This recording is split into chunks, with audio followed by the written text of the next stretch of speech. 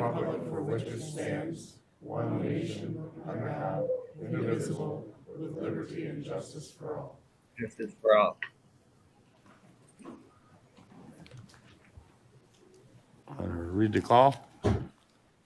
Dear Supervisor, Dear Supervisor, please be advised that the Trempealeau County Board of Supervisors will meet at 7 p.m. on March 17th, 2025 in the county boardroom. All county board members' claims are due in the county clerk's office by noon on March 7th, 2025, so they can be prepared for audit committee approval.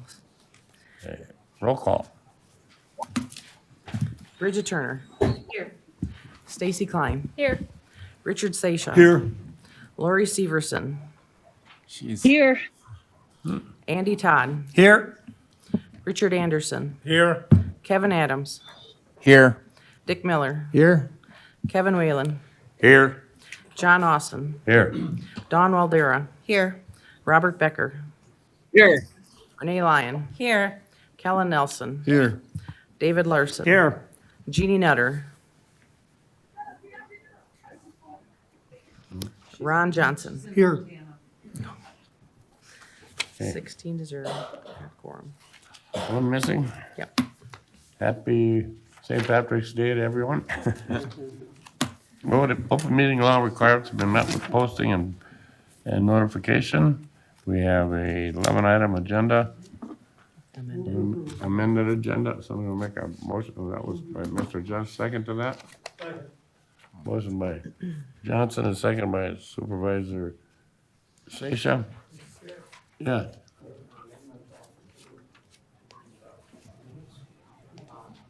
To the minute? Yeah. Okay. Okay. We have a motion and a second to approve the agenda. All those in favor signify by saying aye. Aye. Aye. Okay. That's approved. Minutes. Motion to approve? Second. Motion by Supervisor Larson, seconded by Supervisor Johnson. Then you had some comment? On item 12 in the minute, no, 13, sorry. Didn't have my glasses in the right place. Item 13 reads, discussion/action, any item in closed session. The closed session motion on the contract was moved, blah, blah.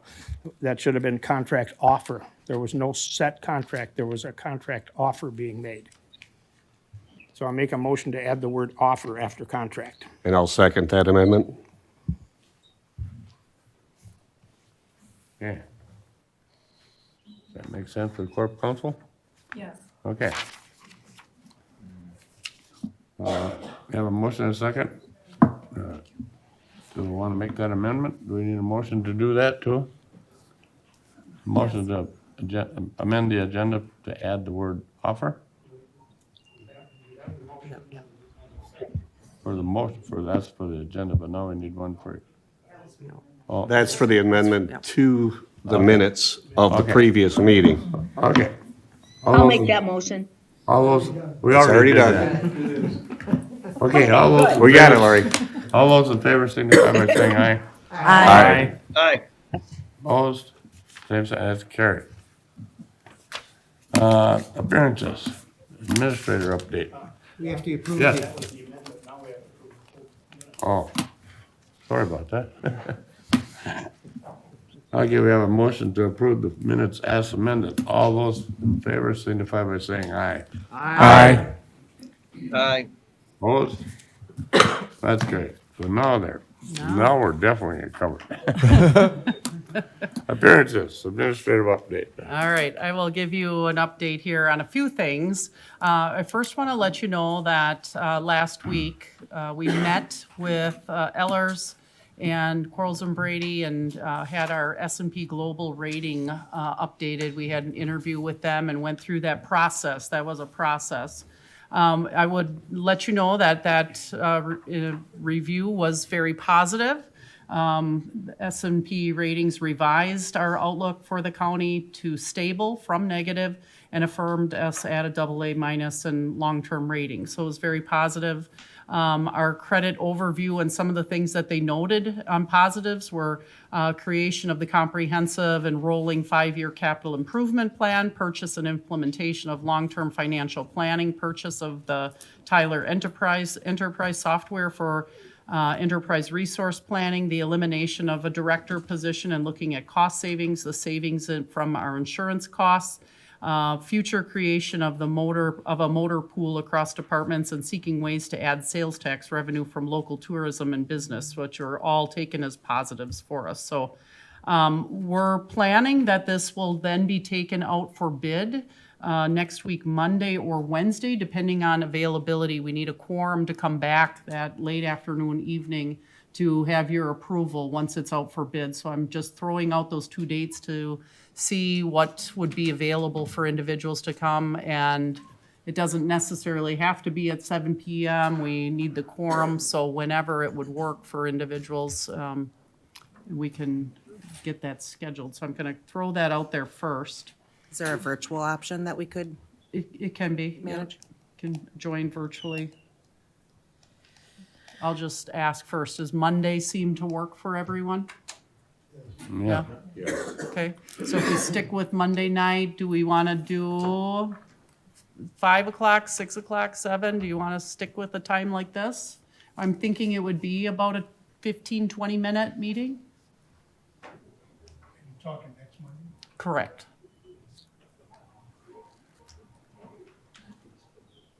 A little earlier. 6? 6? Okay, 6 PM next week, Monday. Okay. All right. Then on, speaking about our, that purchase of our Tyler Enterprise system and software that we're working with, I'd like to introduce Amy Bergerson to come up, and she's going to give a little bit of an update on where we're at with the Tyler implementation and UKG at this point. Good evening. So, first of all, I want to say that as we have a great team, I'm very fortunate that we have a great group that's starting the implementation and making it easier on all of us as a team. We're all taking our own parts in each of it. So they've been engaged and they're excited to kick off, as well as myself. This is a great, can be a great resource for our county. We've been meeting weekly internally as a group, and we've also been meeting with the project managers from each of the vendors to complete the needed tasks that they are requiring us to complete. On our finance side is the Tyler technology. IT met all the deadlines, so our software is currently on our server. That was completed on February 17th. We have a target go live date with them for January or February of 2026. So as we complete our tasks, hopefully we can stay on target with that. Our current focus right now within the financial system is our chart of accounts. We are comparing our structure, what we currently have in-house, and we are looking at other counties to see how we compare, how we can improve, because now is the time to make those changes. And with doing that, then that's going to make us more consistent across the board too as a county. So on our HR payroll side, we are going with the UKG. Our current focus there is our policy and procedures. Unfortunately, we're learning that several offices kind of have their own little rules, so we're trying to make that consistent. We're meeting as teams, of course, to see how we can make that more fluid and more consistent as a whole. Our target go live date for the UKG HR payroll is September this year. So that date's coming up quickly. Right now, we have tight deadlines to stay on our target go live dates. But we also want to take our time so we don't have little to no hiccups long-term. So that's kind of where we're at right now, looking at the policies and procedures as a whole and creating that structure. Any questions for Amy? I just want to give a shout out because Amy's been a rock star in being like the head and coordinating everything and making sure that everything gets accomplished and on the timelines that we need. But truly, it is a team effort. I think everybody that's involved in this, it is a huge lift. And so I've just really been impressed that everyone's pushing to try to stay on target and keep pushing through. And it's a lot of work. So thanks for all your help in getting that moving forward. It's exciting. Yeah, thank you, Amy. So then I'm going to just finish here with sharing my screen because as I shared with you, I was away for a little bit and I want to let you know what I was up to. So I had a few days with my daughter, who's the oldest, and my son, Kyle. My daughter's Kaylin, and then my son, Kyle, the youngest. And we were in Orlando for 4 days. So this is, of course, I got to visit Harry Potter at Universal. So, and I did a few roller coasters, and that was fun. So it was a good time, and I was thankful to have a few days away. Then, right back from that, I literally left the airport and drove over to Madison and attended WCA, and we had some really great learning opportunities there with some other supervisors. And we heard a lot of course, discourse on certain things, but WCA does a fantastic job of rallying all of us together around those central areas and pain points that we're having that I've shared with you already, where we're trying to work together to talk with our legislative leaders and saying, these are the areas that we could really use your help. And this is this wonderful group of individuals that made the trek there as well. And so we had a really nice dinner one night with all of us. So then I headed, one day I had in between and then headed out to Washington, D.C. for the National Association of Counties conference out in D.C. and had a great time there and learned a lot. And I had a lot of meetings with legislators. One day we spent an entire day on the Hill meeting with legislators. I'm just looking for my list here because I was going to share with you. But anyway, this one was with Senator Scott Fitzgerald.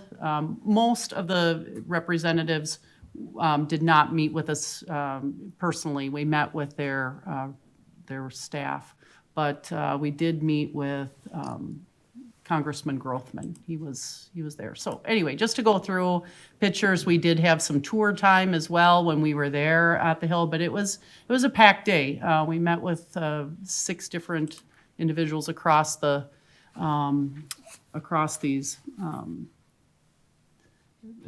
Hill, and various meetings that we talked with them about.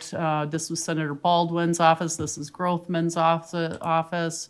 Here we are at the Capitol, which is just amazing, the Supreme Court. Then I attended a lot of different conference breakouts, of course, during that time. Technology Innovation Forum, disaster response training, where we talked a lot about FEMA and different things that FEMA is going through right now. These were meetings that I spent with an entire day at the Community Economic and Workforce Development Steering Committee meeting. This is the group that I'm a part of and that I attend monthly meetings with. Of course, a lot of that focuses on housing. The discussion is about housing and the word crisis that go along with that. So, and talking about the National Housing Crisis Task Force, all of the ways that we're looking at working together to transform the housing ecosystem. Attended the Rural Action Caucus meeting, talked a lot about what were the differences then in rural areas for housing barriers to rural residents, poverty rates, affordability, how much housing is in rural America, and the long view in rural America, and how we're an important part of the equation on how the U.S. Fights and works to bring back housing. talked about rural homelessness and how that is rising. The affordability piece is a big factor in that, of course. Multifamily housing is the Section 515 is the last resort before housing homelessness.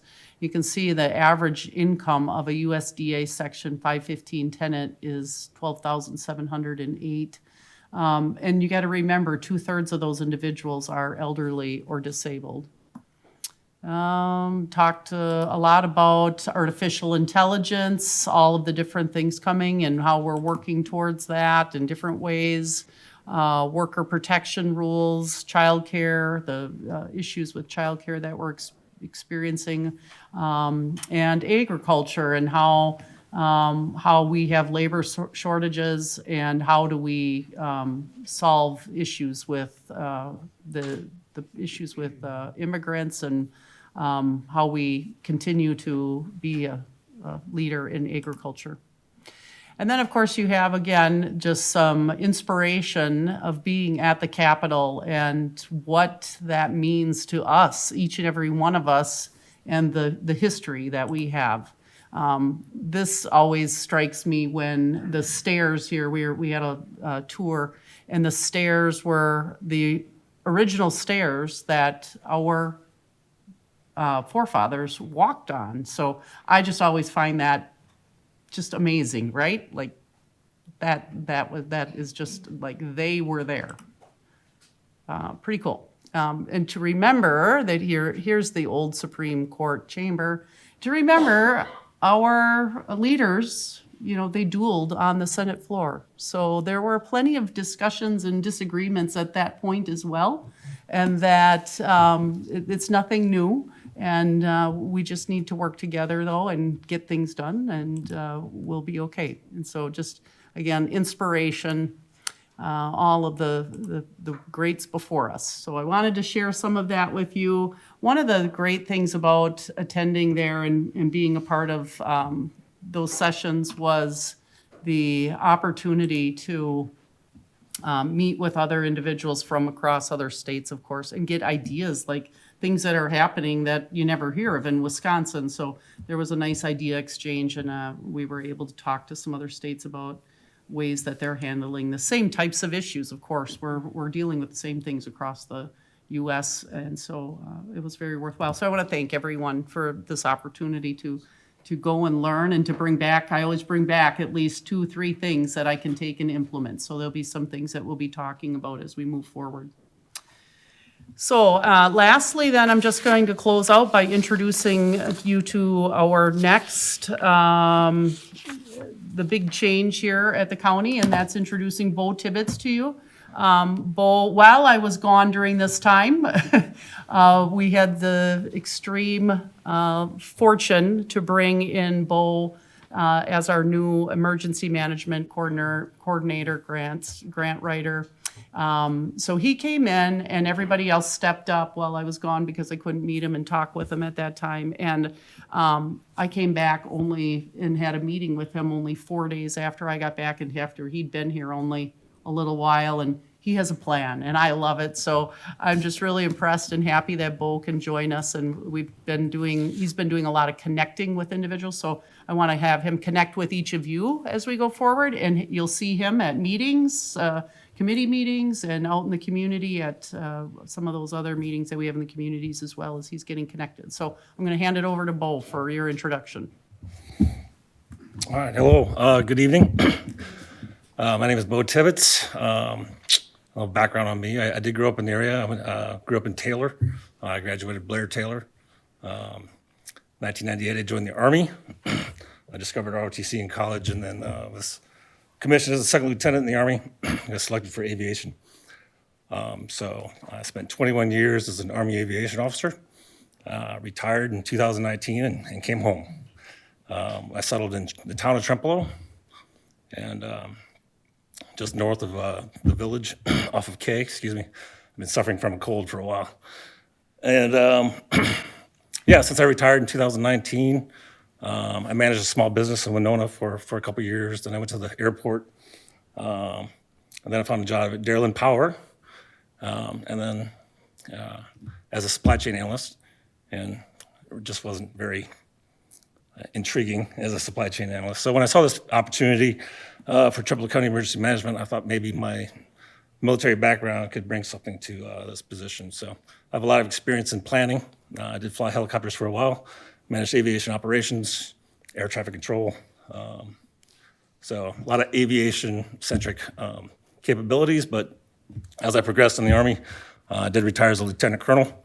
One of my last jobs was a strategic planner on the Korean Peninsula and doing some of the war plans there. So happy to be here and looking forward to all the challenges. I've been, greeted, great team all around, very impressed with the whole staff. And like you said, I met Human Health Services today and looking forward to get out to the local community and learn all of our law enforcement and our health and medical capabilities and see what we can do for our emergency planning. Any questions for me? Yes, sir. Thank you. Yeah. Well, I appreciate it. I joked I couldn't wait to get off the farm when I was a kid, and then after being in the Army for a while, it wasn't such a bad place to grow up. So brought my family back. I have 2 teenagers, and my wife works for the school of Galesville. So thank you. Thanks, Bill.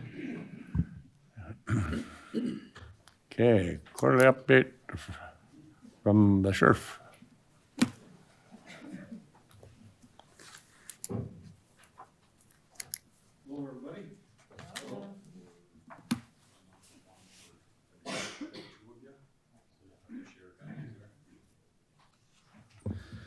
I did email this to you earlier today. I didn't know if you got it or not, but sometimes it's good to look at a hard copy too. So instead of doing a quarterly report, I'm going to talk about the 2024 year in review with you. The report that you got earlier today was not quite complete. I did some more refining to it since then. This hard copy is real close. And again, I did notice there's one or two other things that probably didn't get in this one. I'll email you the final copy when it's all done. So I'm just going to go through a few of the highlights. I might touch on most every page, but not everything on every page. And then when we're done, feel free to have questions. So in 2024, it was a deadly year on the Trempealeau County highways. The 5-year average, according to the Bureau of Traffic Safety for Trempealeau County, is about between 2 and 3 fatalities. You'll see here we had 5 that the sheriff's office responded to. In April, on Highway 53 at Fitch Cooley. On May, County Road B and Meyer Road. And also in May, that's not on your pager, but the State Patrol handled a fatality on the interstate in our county. July 16th, 93 in River Valley. July 27th, County Road S at Heimdall Lane. That one is a tractor that left the roadway and rolled over. By reporting purposes, it doesn't meet the definition of a traffic crash because a tractor is not considered a motor vehicle, but we do call it a traffic fatality for our reporting purposes. And then lastly, September 12th, we had one at 53 and Triple T for a total of 6. In the very last page of this, when we get to that, you'll see that we're not starting out this year very well either. We've already had 2 this year. So some of the highlighted activities at the bottom of that page, one that's not on your list that I've added. In January, we had a scam this year. I've been talking with you about scams that we've been having. I've done some public awareness things, but in January, we had a scam where a victim was convinced that he was an identity theft victim and that he should remove his money from the bank before he lost it. So that one resulted in a $25,000 loss when a money courier came to his house and he handed the money to that courier. That is an alarming trend that's going on right now. If you look on the next page, towards the bottom, March 15th was, if maybe you recall, it received some press. This is a suspicious person at Perot Park. A female was walking in the bluffs down there and was approached by an unidentified male, was kind of suspicious. We did not locate that person, and that case was turned over to the DNR We did have a license plate of a suspect vehicle, but after it was turned over to the DNR, we did not follow that case any further, and nothing was given to us in any regards. So right after that one on March 17th was I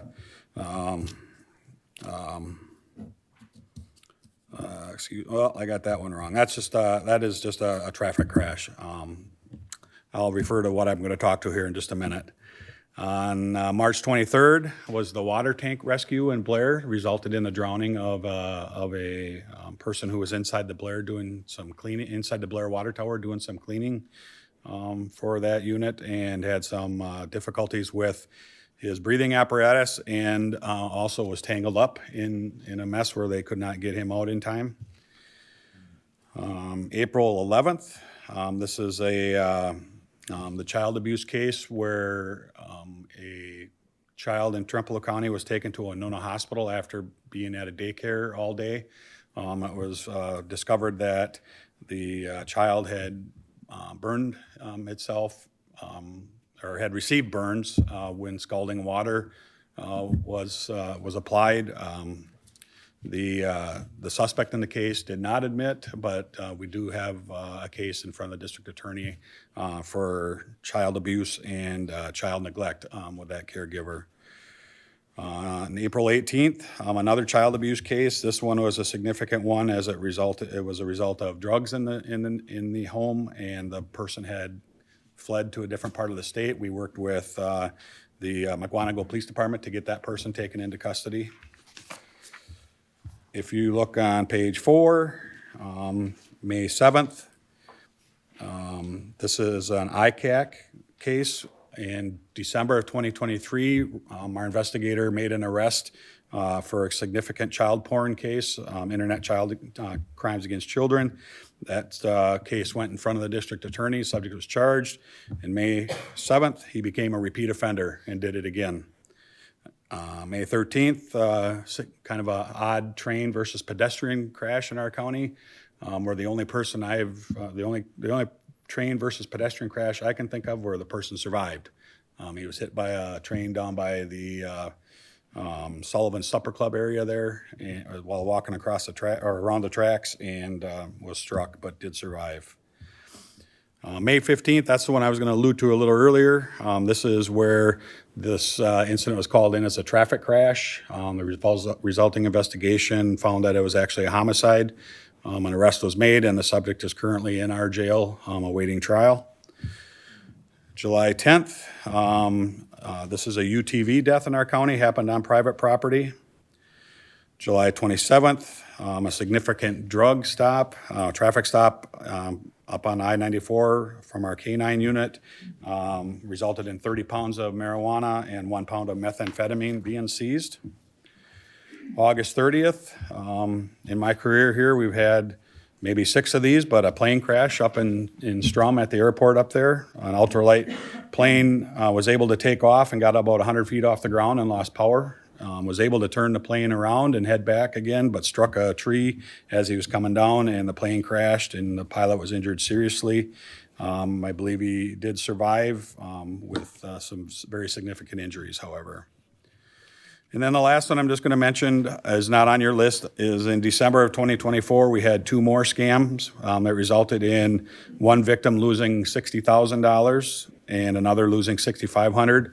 Both of these were cases where a perpetrator called the victim and said that they were a grandchild and was in trouble, and money couriers went to their residence and collected the money successfully. So again, an alarming trend going on here in our county. If you look on page 8, just a couple of programs that the Sheriff's Office has going on. I did add the ICAC investigator right after our deck position. We do have the ICAC investigator that was new and very late 2023, but has been very busy in 2024. And at the bottom of that list, you'll see the badges program started in 2023. I just want to note 2 things, and is that in 2024, we began evening classes for parents and caregivers, and that has gone over very well. We've done 2 or 3 more this year already, and we have a request for at least 1 more here in the Pigeon Falls area coming up. So The schools that participate in badges are Osseo Fairchild, Eleva Strum, Whitehall, Blair Taylor, GET, and Independence. So all but one school in our county participate in the badges program. So they're getting very busy. Some of the statistics for 2024, the grants that you see at the bottom of that page, the VEST grant, we do not get the money until the following year. So the 2024 amount, we're estimating to be around $2,000. The SCAP grant, we're estimating to be about $3,500. We do not get that till this year. And then SCAP, just so you're aware, stands for the State Criminal Alien Assistance Program. And what that is if we are housing persons who are deemed to be illegal in our country and are like awaiting trial on criminal charges or are in our jail for a period of time, we get reimbursed for that time that they're in our jail. And typically that's about $3,500 a year. So these are not the detainers that you have been hearing in the news lately. That's a 48-hour hold where the person is released if they are not picked up. This is while they're awaiting criminal charges here but are in this country illegally, we get reimbursed for housing while they're waiting for that case to be disposed of. So Seatbelt Task Force, that is a grant that the Sheriff's Office participates in with a partnership with Osseo and Arcadia.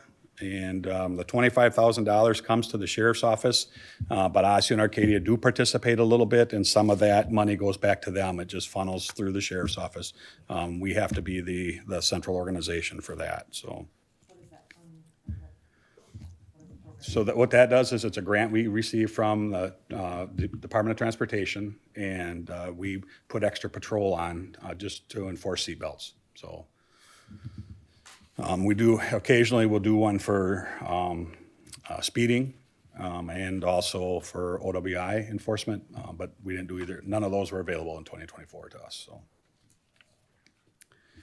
Page 9, I'm just going to point out the very bottom table you see there, the yearly jail population, average daily population. 2024, the average daily population in our jail was just a hair under 40. 12 of those were Jackson County inmates. So the average for the month, May through December for Jackson County inmates in our county is 12, and that holds true today yet. But our average daily population today is up around 60, so we've gone up significantly. Electronic monitor, we have about one a month, one inmate a month out on the electronic monitor, and 2 to 3 are housed out of county. And those are not contracted housing. Those are just, they are sitting our charges in another county while they're, could be sitting charges, sitting their time there as well, or waiting trial, or so. On the next page, I'm just gonna highlight the top table there, that this will be our last year that you'll see that table, I hope. This is the amount of money we've been spending in out-of-county housing, sending our inmates to another county. The reason it was so high in 2024, even though we opened up our jail in February, was that we sent all our inmates to Barron County for 1 week while the jail staff trained in the new jail. So right under that one, revenues received for 2024. Again, a new column for us. We received $138,285 for housing Jackson County inmates in our jail.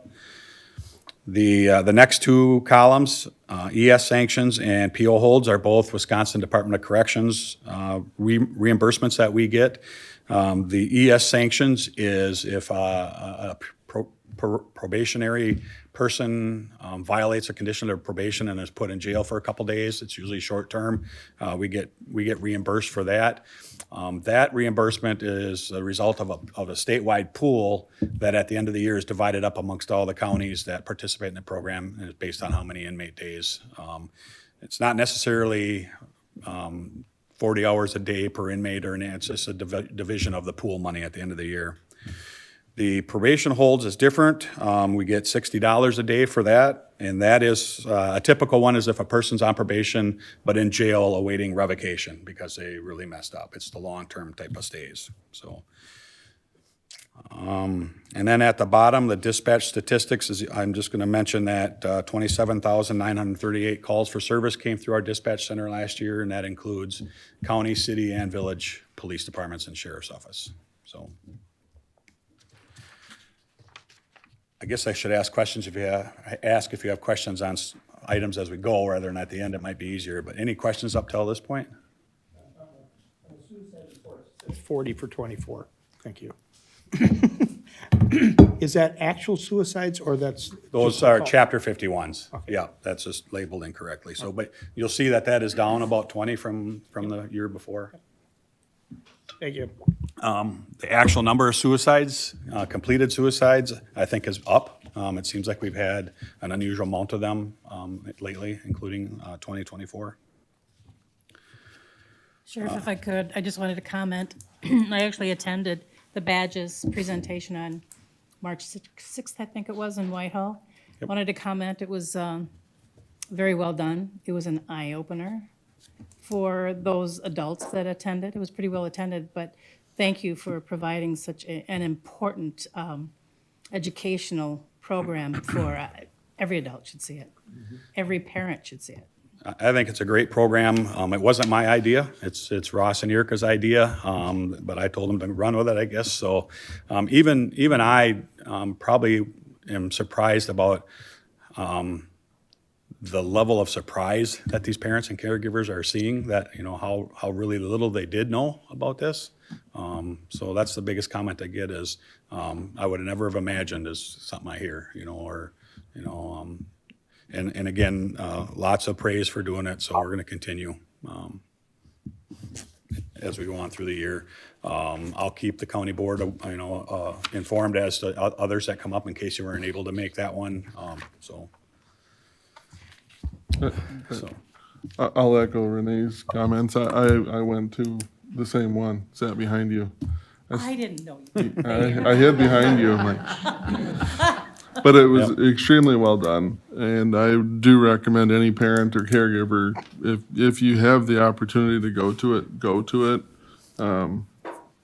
Disturbing, but needed to know. Yeah, you know, they asked me about the graphic content and what I thought about it, and you can try to describe that to somebody, but until they actually see what their kids are seeing, it's not gonna register to the effect that it really has to. So, and that's why we don't want anybody under 18 there. We don't want kids there, just because of the level of graphic. You know, there's no images, of course. It's the language that they are seeing in the dark web, and you know, these kids know how to get to that more than a lot of us adults do, and they learn it from each other. They can even hide it from their parents on the phone. You know, Snapchat it can be fun, but it's a terrible tool because kids are taught on how to put these photos into files that their parents can't even find. So it's very dangerous. And Do you ever offer non-business hours badges sessions? Was that one at night? They all are, yeah. Yeah, we did one in the afternoon, like 4 o'clock in the afternoon in Arcadia, but the others have all been in the evening. Oh, good. Yeah. I know something came up that I couldn't go to that one, and I thought it Yeah. was work, but nope. Yeah, and I just want to clarify that, you know, that is not necessarily the Badges program. That is just something that is morphed from the Badges program. You know, the Badges program itself is just what we do in the schools for the kids, but this is something that is developed because of that, so. I actually think it's probably just as important, because Oh, I yeah. think the parents, I mean, I was stunned by the numbers and the access that predators have and what they do. It not only an eye-opener, stunner, and it was just Yeah. sad. Yeah, the very dangerous one right now, I'm sure they touched on it, but the sextortion. These, you know, teenage boys are falling for these pranks and sending pics to these, what they think are girls that want to see them, and it's instantly, they are on the hook for sending money, or these photos are going to go to the parents or the school or be on the web, or we've had 2 of them in our county this year already. So luckily, both of them decided to report it to their parents, but there's a certain percentage out there that just don't have the nerve to discuss that with their parents and don't know how else to get out of it, so. The rest of the report, I didn't remark on anything. The emergency management report, typically that's put together, that's activities of the emergency government director throughout the year. We only had one through August, so you don't see anything after August here. And moving forward, this report will more than likely be in Administrator Gluin's yearly report. You won't see it in mine anymore, so. And then the last page is just some statistics about crashes this year, January and February. But I did want to mention that in 2024, we had a total of 407 deer crashes in this county, and that's just what's reported. They don't all get reported. And 156 property damage crashes, 64 injury crashes, and again, 6 fatal crashes for a total of 633. This does not include what the State Patrol handles on the interstate. They handle a number of crashes in the 4-mile section of Trempealeau County as well. So again, the jail, I guess I mentioned that already. The average daily population today for January, February is 60, with 12 of them being Jackson County inmates. So a lot to digest, I guess. If you take a look at the final one when I send it out to you, and you have questions, feel free to email me. I'll respond individually to you. I don't think I can do it in a group email, but if we have to discuss something in group, we'll bring it up again at the next board meeting. So, any other questions? Thank you, Sheriff. Yep, thank you. Item D is going to be postponed to a later date. Resolutions, item 6. Parks, Tourism, and Economic Development Committee. It's County Road NN Bridge Replacement Project. Whereas Trempealeau County currently has 259.1 miles of state-funded snowmobile trails that provide important outdoor recreation opportunities to residents as well as visitors. And whereas this network of snowmobile trails also contributes significantly to our local economy by drawing visitors to this area who spend money on gas, lodging, groceries, supplies, and dining. And whereas a number of these trails require bridges to traverse bodies of water and other terrain safely. And whereas Trempealeau County, in coordination with area snowmobile clubs, annually assesses the need for bridge repair or replacement. And Trempealeau County, as part of this process, has identified the County NN Bridge in Osseo, which is located on state-funded trail as a bridge in need of replacement. And whereas Trempealeau County intends to apply for funding from the Wisconsin Department of Resources, DNR, Natural Resources, sorry, to be able to complete this bridge replacement project. Now be it resolved that the county administrator is authorized to submit the grant request for this bridge replacement. Expenses will be coded to account 101.55440.393 special projects, and funds will be deposited into account 101.43572 DNR grants. Introduced by Parks, Tourism, and Economic Development, signed by Lori Severson, Renee Lyon, Kevin Whalen, Kevin Adams, Richard Anderson, Gene Galazinski, Bob Petrick, and Buzz Sorge. Motion. Mr. Chair, Yeah. I move to have the county NN Bridge Replacement Project resolution passed.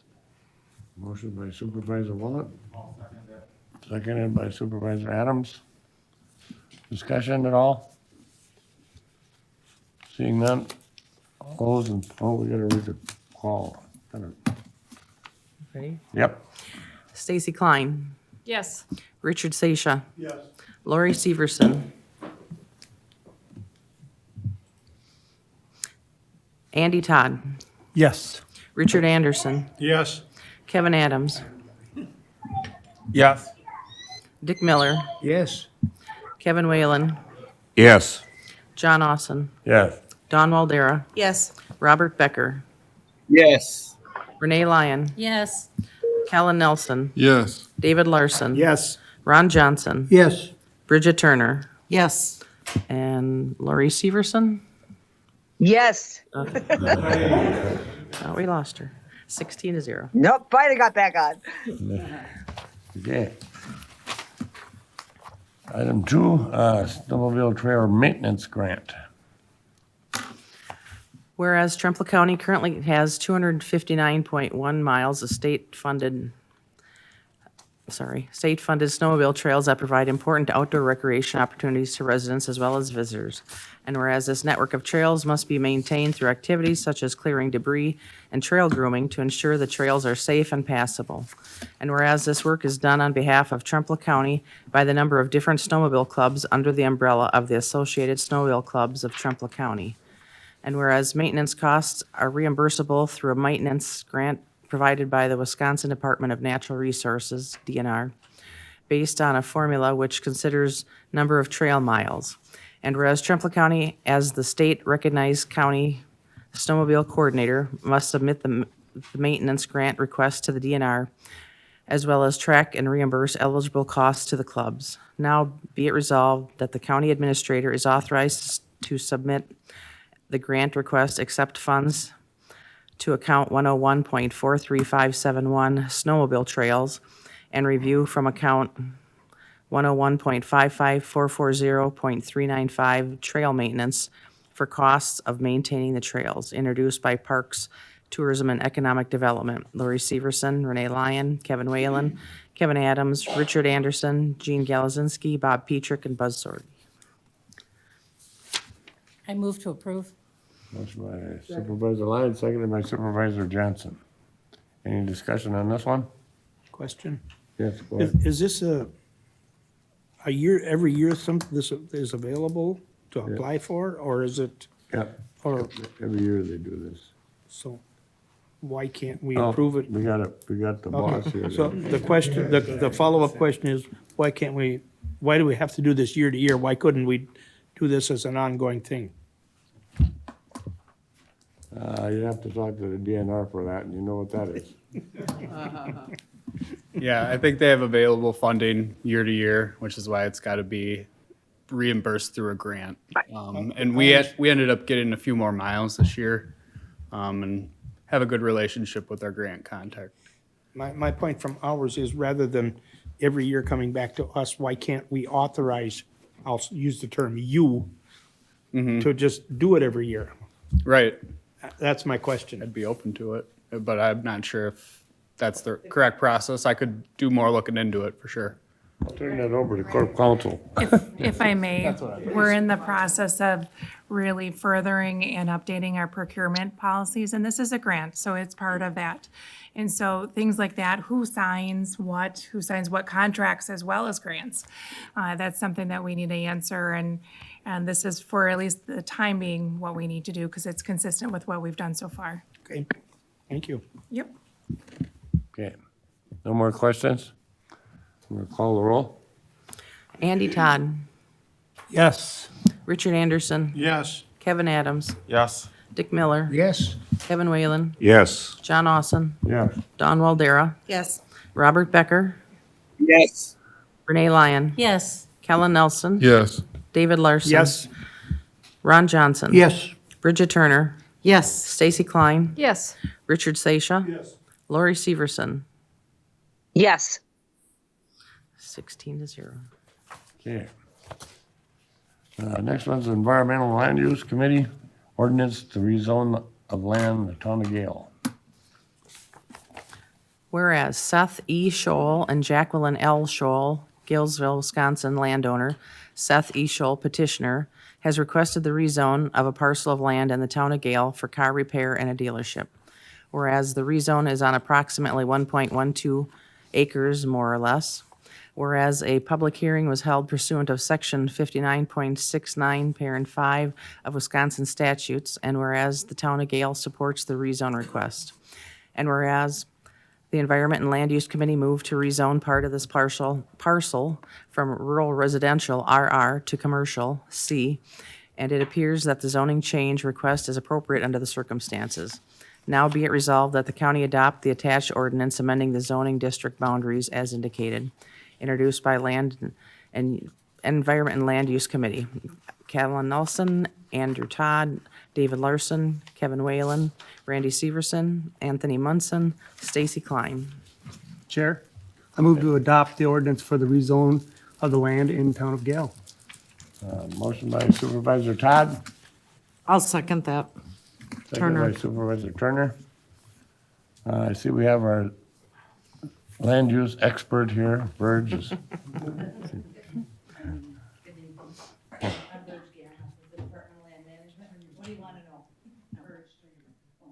Sorry, okay. As the notice said, it's 1.12 acres, and this would be northwest of Champions, down in the town of Gale. And if you're familiar with that area, there's a lot of commercial area down there already. Mr. Scholl needs the commercial rezone for the dealership part. And we did receive a couple of responses from the public. They were positive. One was from Legacy Sandblasting down there. They're looking forward to have him in the neighborhood. And we also received one from a local farmer there that said he just lost his mechanic and he'd be happy to have this, commercial business there. And it wasn't in their land use plan for this to be commercial. However, there's a lot of commercial in the area, and the town sent a letter that they have no objections to it. Any questions? No questions? Thank you, Burge. Okay, thank you. Just call the roll.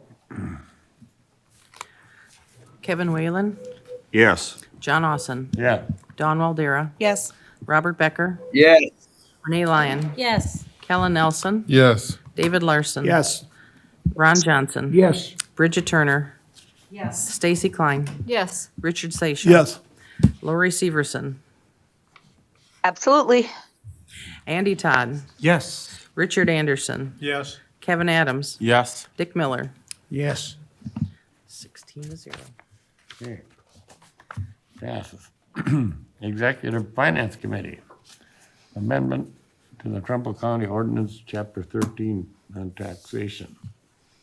Whereas Trempealeau County has previously adopted the use of the in rem foreclosures process available through Wisconsin statute, Chapter 75, land sold for taxes to enforce tax liens.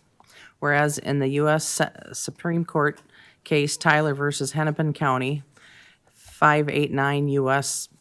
631, 143, S. Court, or SCT 1369, 215 L, ED 2D 564. The Supreme Court found that a county may not retain any proceeds from a tax foreclosed property in excess of the amounts owed and its costs.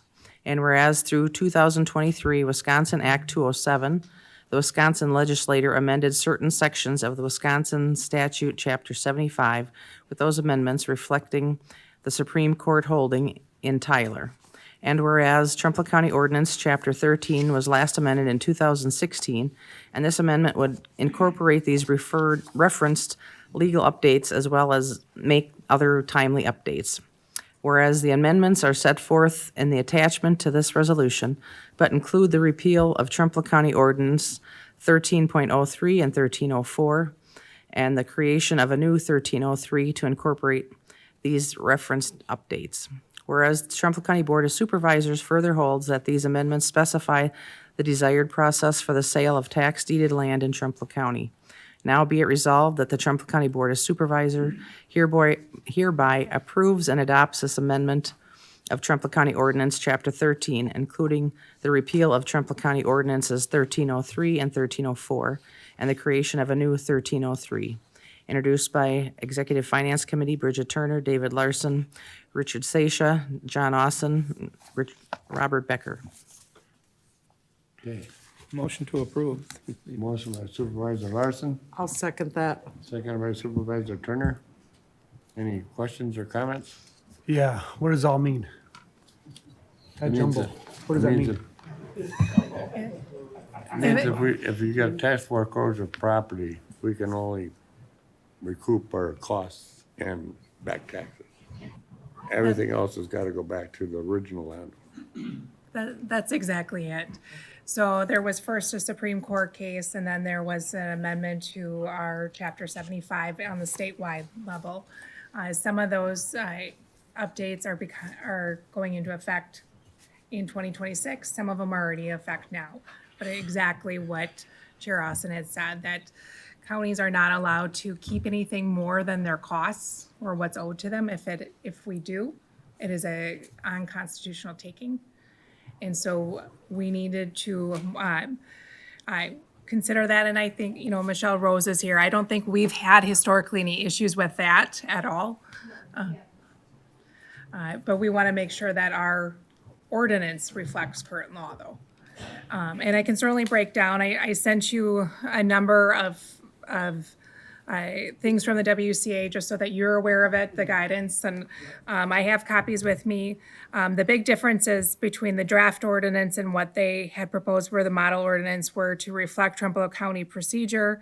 Those were including some of the treasurer duties as well as the timing, to include a definition of last known address, and to require court clarification if there was any sort of situation where multiple beneficiaries were claiming that they were owed and they were not in agreement. So, any other questions at all?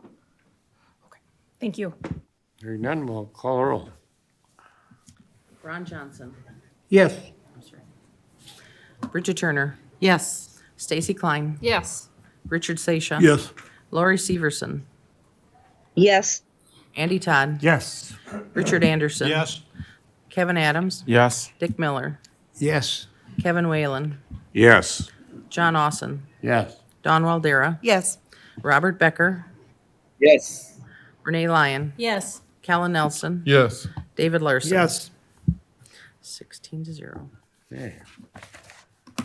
Number 2, creation of a delegation to a subcommittee to hear certain delinquent property claims.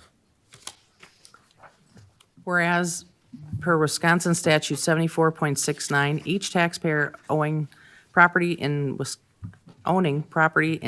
a Wisconsin county is responsible for paying property taxes in a timely manner, and if not timely paid, paying the penalty due to the taxpayer's delinquency pursuant to Wisconsin statute 74.11, parent 11. And whereas if a taxpayer believes the delay is timely whereas if a taxpayer believes the delay in timely payout was due to the United States Postal Service, USPS, postal error, the taxpayer may utilize the review process under Wisconsin statute 74.69, parent 3. And whereas Wisconsin statute 74.69, parent 3 specifies the procedure a county may follow when asked to act on a filed request, and that this provision further allows for Wisconsin County Board committee, other committee, or official to hear and make determinations in these types of matters upon a county board's delegation of authority under this section. And whereas delegating this authority to a new subcommittee in Trumpealeau County would allow taxpayers to utilize these statutory provisions while balancing the need for a systematic efficiency and the conservation of Trempealeau County Board of Supervisors resources. And whereas the membership of the new subcommittee should be comprised of 3 members reflective of their roles and responsibilities, those 3 namely being the Trempealeau County Board Chair, the Executive Finance Committee Chair, and the County Administrator, with each having the ability to delegate an alternative if unable to participate at a given meeting. And whereas while certain procedures are already specified within Wisconsin statute 74.69, parent 3, which control overall the committee by majority vote, may require the production of additional documentation or information before taking further action on a filed request if deemed necessary to act with finality. And whereas per Wisconsin statute 74.69, parent 3, parent E, the creation of this subcommittee does not affect the Trumpealeau County Treasurer's consideration of whether the payment was timely or whether there was a delay or administrative error caused by the United States Postal Service, USPS. And the subcommittee may consult with the Trumpealeau County Treasurer as it deems appropriate and necessary. Now be it resolved that the Trumpealeau County Board of Supervisors hereby delegates the authority to hear and to decide these claims under Wisconsin Statute 74.69, Parent 3, as set forth herein, to a new subcommittee comprised of the Trumpealeau County Board Chair, the Executive Finance Committee Chair, and the Administrator.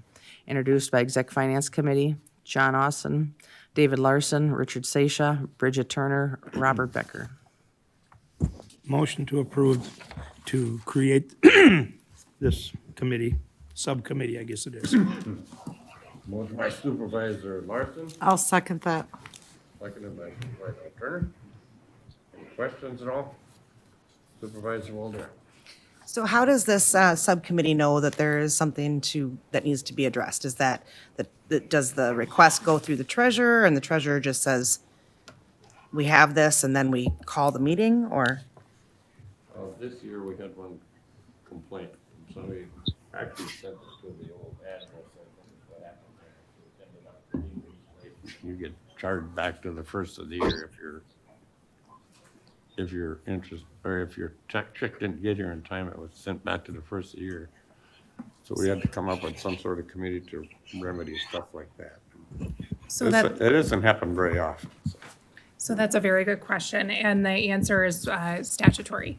So what is required is that the person has to file a written request with the county treasurer requesting that the county board, which through here would be the committee or the subcommittee, find that the late payment was timely under a different portion of the statute because of the USPS error. So they have to file a specific written request with the county treasurer, and then from there, the county treasurer is going to have to notify probably Rebecca, and then there'll be the subcommittee holding a meeting.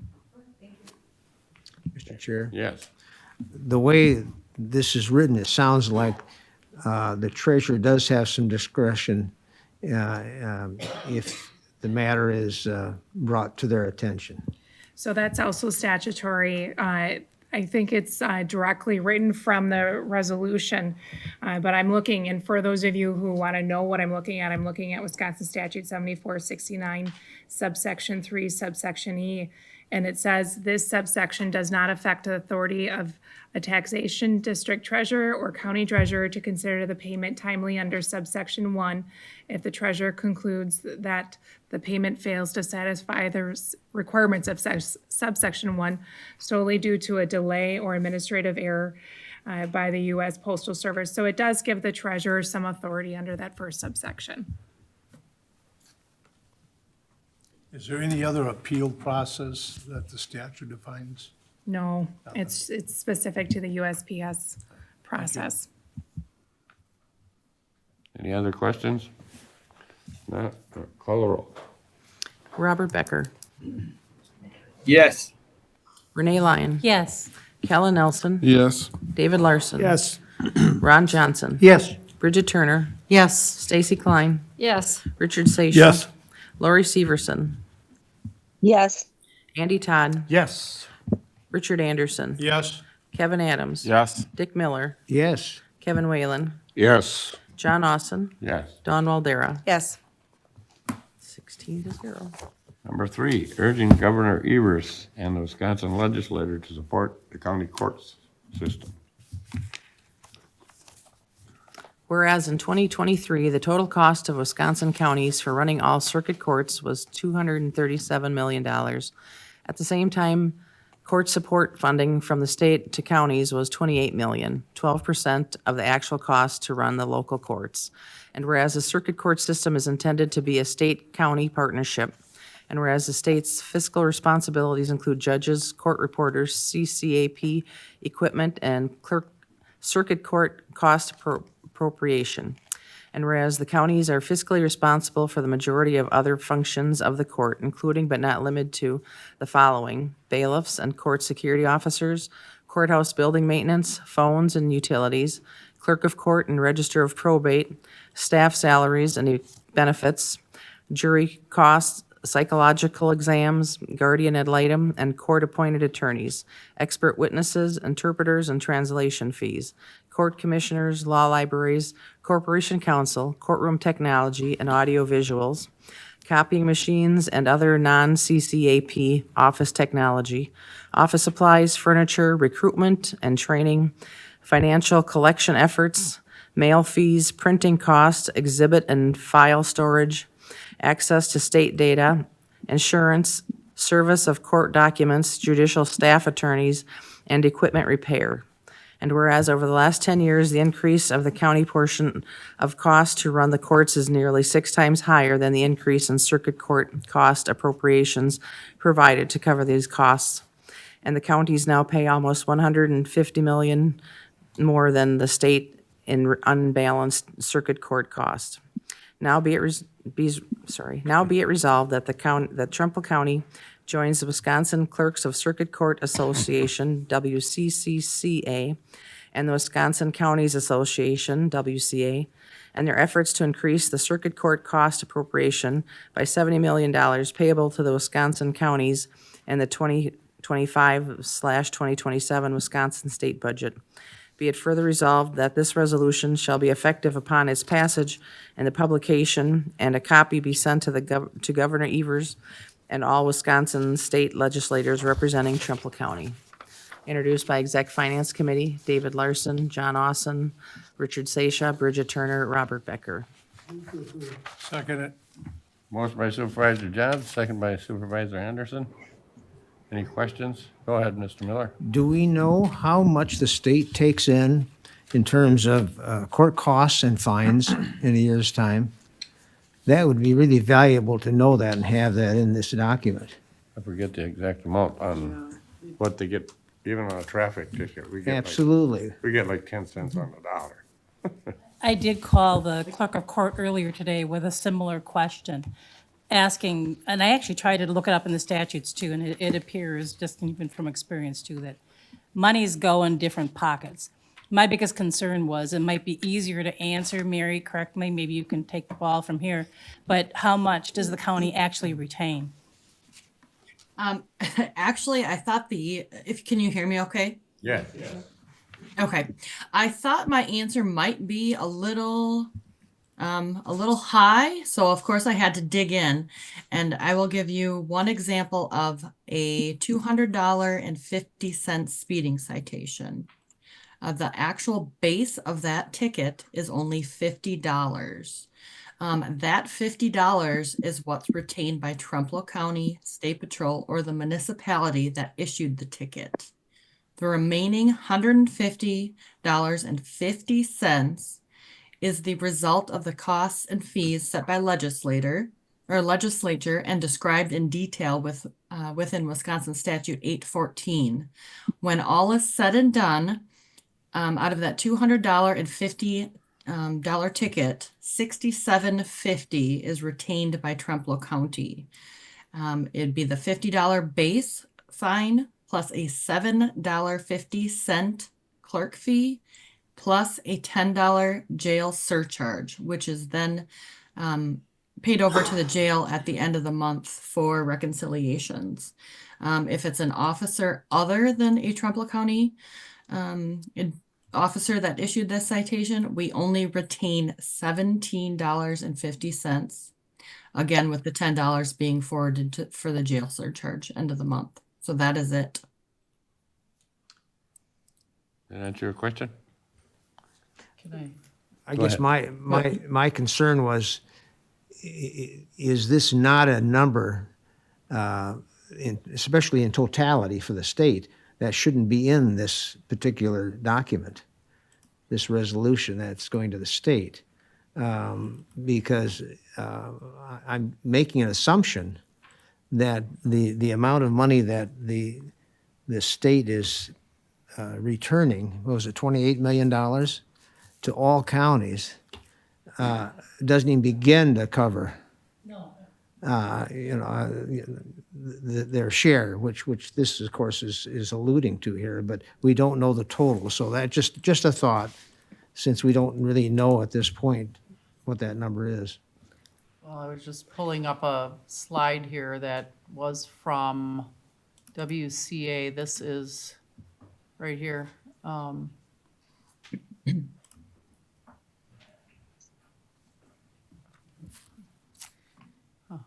why that does that. There we go. You can see 23, 24. We kept 28.3 million and the state took 107 million. So that must be going to the general fund then, I assume, or some other place. Huh? Right, that's a revenue and, right, this is across, yes, all clerk of courts throughout the state, yeah. And I guess I would call the board's attention to this figure. And thank you, Rebecca. Any other questions or comments? Okay, call the roll. Stacy Klein, Yes.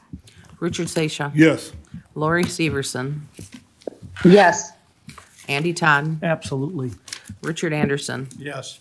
Kevin Adams, Yes. Dick Miller, Yes. Kevin Whalen, Yes. John Austin, Yeah.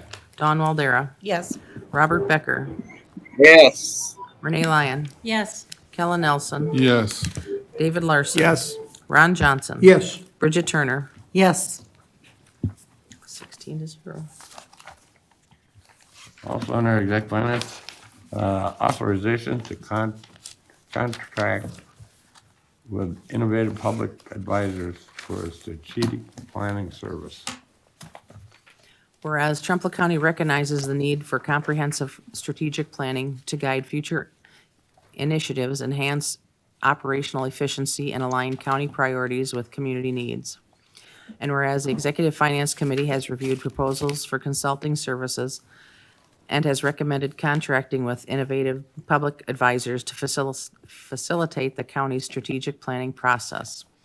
And whereas the cost of the proposed strategic planning services is $22,500, which includes facilitation, stakeholder engagement, analysis, and development of a strategic plan tailored to Trempealeau County's objectives. And whereas the funds necessary for this contract have been identified and are available within the administration budget. And whereas the County Board of Supervisors finds that entering into this contract will provide valuable insight and direction for the county's future planning and development. Now be it resolved that the Trempealeau County Board of Supervisors hereby approves the expenditure of $22,500 and authorizes the county administrator to enter into a contract with Innovative Public Advisors for strategic planning services. Introduced by Executive Finance Committee, Bridget Turner, David Larson, Richard Seisha, John Austin, Robert Becker. Move to approve. Second. Motion by Supervisor Turner, seconded by Supervisor Larson. Any questions at all? Oh, go ahead, Supervisor. I'm just curious, were there other companies that were, can you tell how we landed here? Yep, absolutely. So we put this out as an RFP for this process. We received 6 companies that are groups that gave us proposals. One that did give a proposal that actually came in late, but we reviewed 6. We meaning Dave Carlson, Jay Hine, and myself. I put a rubric together to score. And so we went through and each scored and then averaged the scores and came up with the highest ranking score. We had a separate score for what the costs were, and each of them were rated on that as well. And so meaning Innovative Public Advisors, came to the top. They have a lot of experience in county government and in municipal government.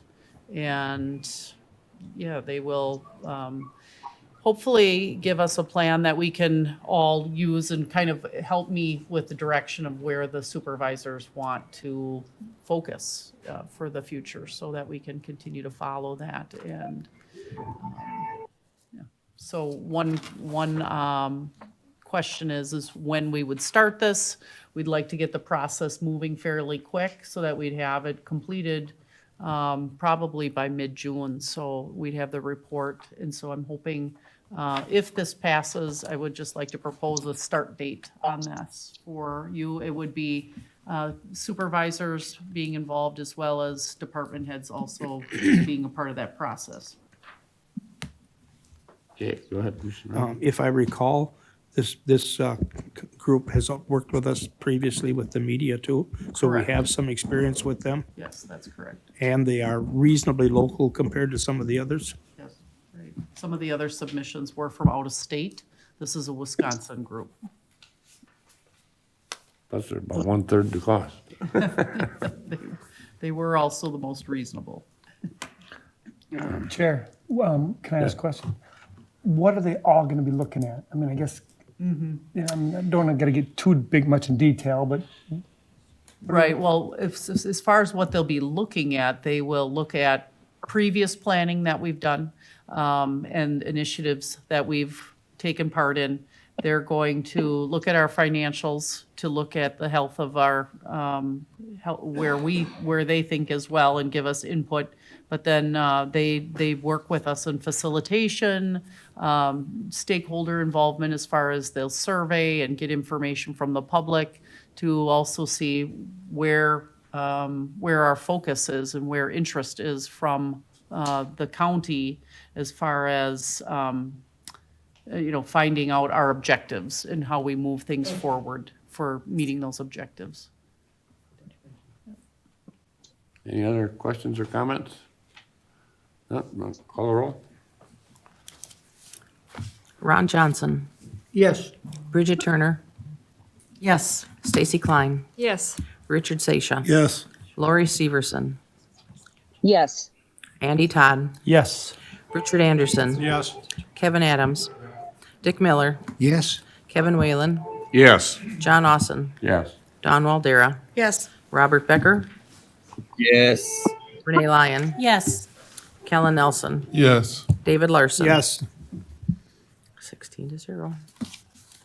Okay, it passes. Item 5, we're Can I dealing. ask, can I go- ask one more question? Yeah. If, we'd like to get our first date on the calendar to meet, and so I just wanted to throw out there April 10th, that's a Thursday. If I can kind of throw that in the mix, and I'll just put that out there right now for people to take a look at, and then I'll send an email out. If you could watch for your email and respond on your availability. And I'll give you a little bit more specific on times at that time as well. Madam Administrators is also, Board of Health and Human Services may on that day, not sure. I don't know if that matters or not. Yeah, that's at 5:30. I don't think so. Not on a Thursday, no. Well, I think we're both looking at March. What was the date you? April April 10th. 10th, yep. Okay. Okay. Okay, item 5, we're delaying for a month.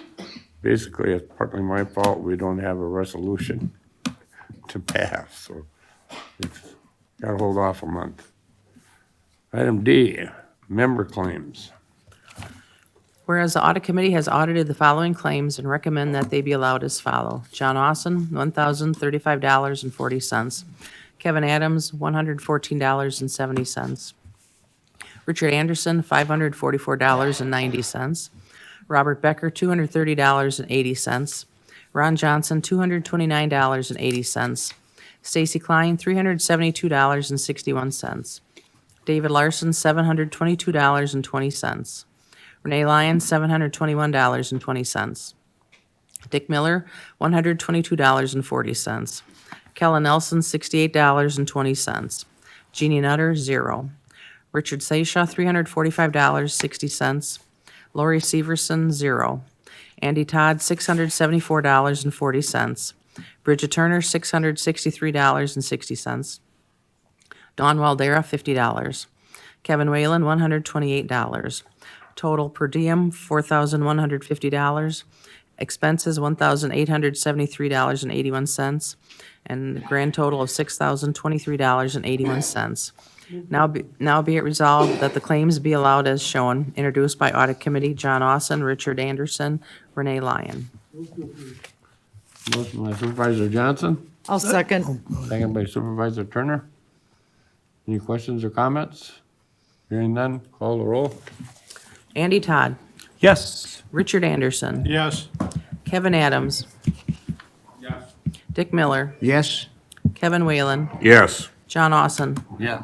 Don Waldera, Yes. Robert Becker, Yes. Renee Lyon, Yes. Kellen Nelson, Yes. David Larson. Yes. Ron Johnson. Yes. Bridget Turner, Yes. Stacy Klein, Yes. Richard Sasha. Yes. Lori Severson. Yes. 16-0. Yeah. Do you have any announcements or appointments? No. Nothing? Item 8, Executive Finance Committee Budget Update.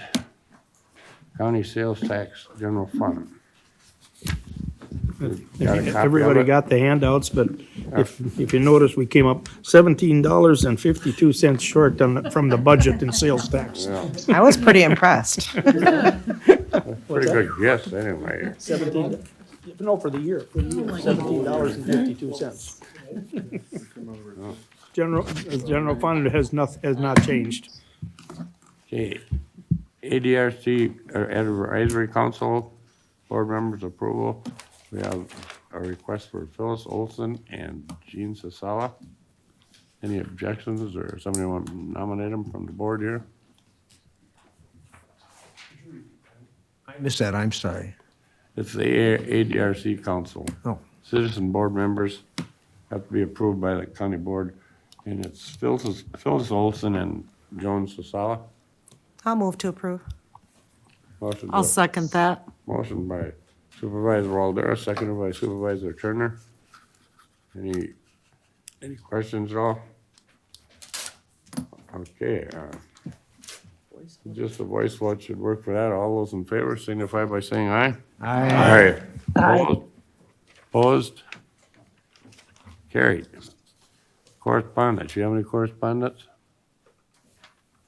I have no correspondence. Okay. And motion, looking for a motion to pay mileage per diem? Move. Motion by Supervisor Sasha, seconded by Supervisor Adams, I think. Oh, Todd. Okay. Call the roll? Don Waldera, Yes. Robert Becker, Yes. Renee Lyon, Yes. Kellen Nelson, Yes. David Larson, Yes. Ron Johnson, Yes. Bridget Turner, Yes. Stacy Klein, Yes. Richard Sasha, Yes. Lori Severson, Yes. Andy Todd, Yes. Richard Anderson, Yes. Kevin Adams, Dick Miller, Yes. Kevin Whalen, Yes. John Austin. Yeah. 16-0. Next regularly scheduled board meeting is for April 22nd. But there could be something else coming up here? It actually should be the 15th, Oh, April 15th it's got, yeah, it should be the, I don't have a at calendar. 10 a.m. yeah, it's That's a scary day. first Monday Tax after the day. second Tuesday or whatever. Right. Yeah, that's No, right. first, It's the third third Tuesday in April. It's by statute. Third Tuesday after the second Monday, or whatever it is. third Tuesday in April. So it should be April 15th. Yeah. Yeah, see, and that works out too. They always say it's the third Tuesday after the second Monday. Oh, Yeah, and it works out. 10 a.m. 10 a.m. It is at 10. Next Monday at 6, right? Correct. And next Monday at 6 p.m. You can zoom in. That's the 10th? You're talking about the 10th? The 24th. The 24th is next week at 6 p.m. That's for the bonding. It's the annual. Oh, Get there before hurricane season. We hold it during. okay. March 24th is next week, Monday for, yeah. I pulled it out because I like it. There be no further business. We can adjourn at 8:23.